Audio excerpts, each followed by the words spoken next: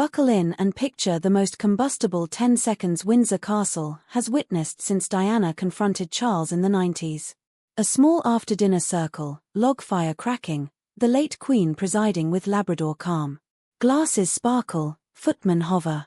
Then Prince Andrew, already reeling from Jeffrey Epstein fallout yet still clinging to swagger, leans back, curls a smirk and unleashes a throwaway jibe about Catherine, a line so coarse, so laced with class snobbery and jealousy that even seasoned courtiers gasp. Nobody outside that room will ever quote it verbatim, palace NDAs are iron, but witnesses say the phrase managed to insult Kate's family, her popularity and her perfect little Duchess act in one breath. The table froze. Prince William's knuckles whitened around his wine stem.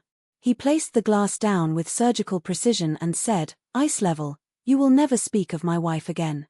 That is the origin story of the Cold War now tightening around the Duke of York like a velvet garrote, a feud so intense it has slipped from gossip into potential legislation. Fast forward to today and Andrew Loney's new tome, entitled The Rise and Fall of the House of York, detonates pre-orders by confirming what insiders have whispered for years. William's contempt did not spark with Newsnight, it ignited that night over dessert. Loney's sources claim the Prince of Wales keeps a mental ledger of every humiliation inflicted on the institution by his uncle Epstein photos, Air Miles Andy trade jaunts, shotgun settlements, Chinese spy dinners, yet the Kate insult is the one entry scrawled in red ink. Because, to William, smearing the future Queen crosses from reputational damage into personal territory you don't survive. Since then the heir's retaliation has been methodical. First, coordinate with Charles to freeze military titles. Next, yank Andrew's public stipend. Finally, wage a quiet siege on Royal Lodge, the 30-room mansion lounging like an unearned privilege on Windsor's back lawn.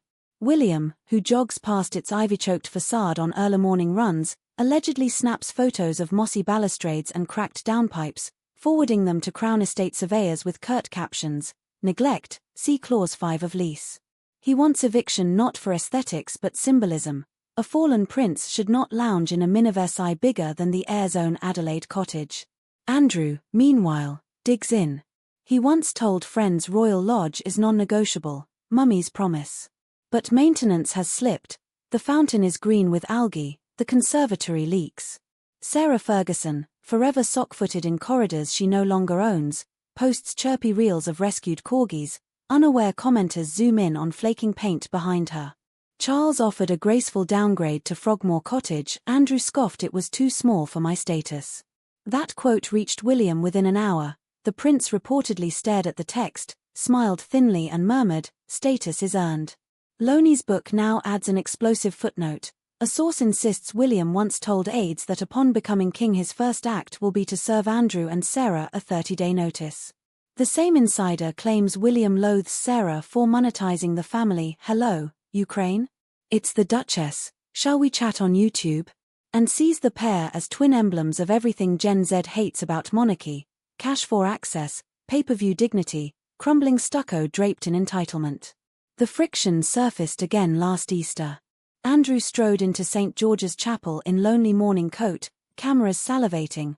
William's family extended their Norfolk ski break, opting to miss the service rather than share a pew. Aides briefed the press with sugar, but one courtier leaked the real quote: "William will not let his children sit beside that uncle. Black and white, no wiggle." After that, palace schedulers created a private rule: Andrew's guest lists and William's diaries will never overlap unless a parent's funeral demands it. Even Charles's coronation required a chessboard of seat spacing so the brothers in division never crossed photo frames. Yet tension alone doesn't justify parliamentary thunder until you add property rot and public rage. Surveyors hired quietly by the king filed a dossier last month describing unsafe chimneys, compromised plumbing, rodent ingress. Estimated repairs, £4 million. Court gossip claims Charles delivered the document to Andrew in person, suggesting he self-fund restoration or relocate. Andrew allegedly replied, "You'll throw me out over my dead body." The monarch, drained from chemo, instead cut Andy's security detail, leaving Windsor police to fill shifts. William took that as half measure.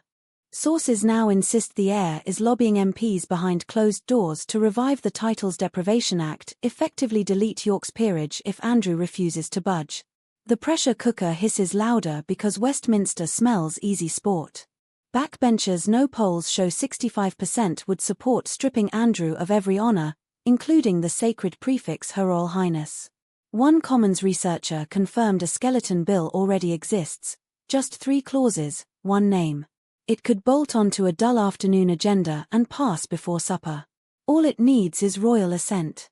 Charles dithers, William is ready. Inside Royal Lodge the anxiety is tactile. Staff say Andrew now sleeps with 2 packed suitcases in the boot room, bespoke suits, medal sets, Swiss chalet memorabilia. He patrols hallways at 3 a.m., checking locks, switching off lights, convinced photographers hide in shrubbery. Sarah suggests selling a TV interview to reset narrative. Andrew scoffs, interviews finished me last time. Beatrice and Eugenie beg for calm, worry eviction will tarnish their children's christenings. The Duke replies, I fought a war, I can fight a smear. But war requires allies, the Queen is gone, Charles is tired, William is implacable. And through it all stands Catherine, calm, gracious, unshakably popular, the woman whose dignity became William's rub-icon. She neither plots nor briefs, she simply appears at early years summits, hugging toddlers in primary colors, each photo a silent rebuke of the man who once mocked her stage-managed grin. The public adores her, the press prints every gesture. That contrast, Kate's innocence versus Andrew's ruin, magnifies William's urgency. He knows the next generation will measure the crown by how it disciplines its own. So the clock ticks, Loney's book drops next week, Commons returns from recess, surveyors reinspect Royal Lodge gutters after October storms. One FOI request could unearth a ski trip helicopter build as cultural outreach and the floodgates open. If that happens, expect a flurry. Government tables the deprivation bill at noon, debate by 4, Lords rubber stamp at 7, royal assent before news at 10. That night the court circular would omit a title for the first time since 1960. The next morning signage at Royal Lodge reads simply private residence, no public access. Protection officers step back, Crown Estate officials step in. Andrew drives through the gate, no sirens, no outriders, now Mr. Windsor heading to a rented barn conversion near Ascot. Whether it unfolds exactly so or in slower chapters, one truth reigns. Prince William's fuse was lit the moment Andrew's words brushed Catherine with contempt, and that fuse has found dry tinder in every scandal since. Unless the Duke volunteers exile, the heir will finish the job because the future king learned from his grandmother that family comes second to crown, and from his uncle that reputations rot faster than stone. The only question is how many more headlines before Parliament swings the axe. Stay tuned. The tremor you feel next might be Windsor's foundations resetting for a world that no longer kneels automatically, especially not for a prince who forgot manners at the dinner table.